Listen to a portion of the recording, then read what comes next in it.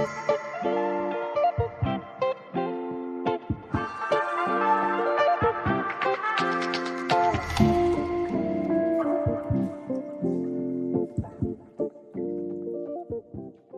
Alfredo. It is a classic pasta dish that originated in Rome. Roberto di Lelio worried about his wife's health after she had their first child, so he made nutritional foods. And one was this buttery fettuccine alfredo. Roberto prepared the pasta from scratch, but you can buy our fettucce and save time.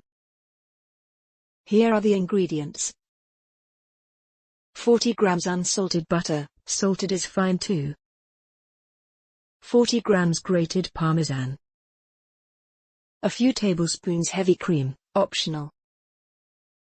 The first step involves filling a pot with water and adding 1/3 teaspoon salt. Next, you want to measure 40 grams butter and 40 grams parmesan. If your parmesan is not grated, grate it now. Throw the pasta in the boiling water and let it cook following the packaging instructions.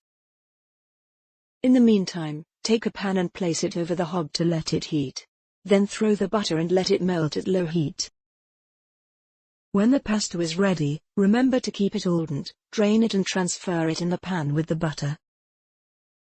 Season with salt and a very generous amount of black pepper. Remember, to use less salt if your butter is already salted. Next, add the parmesan and mix well. If you feel the pasta is too dry, maybe your butter has reduced while melting, you can either add a few tablespoons pasta cooking water or add a few tablespoons heavy cream. Mix well and serve immediately.